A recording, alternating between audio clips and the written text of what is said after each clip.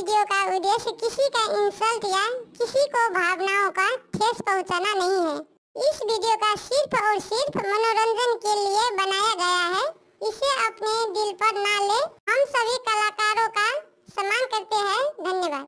पापी दहेज कारणी, पापी दहेज कारणी, नैहर बेले सपन मांगे नैहरा में गई चले माई बाप प्यार, ससुरा में के पैचिए ताना।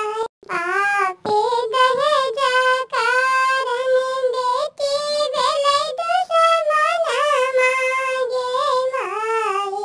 पापी दहेज कारणी, माई बाप भाई बहन बेले हमर सपन मांगे माई।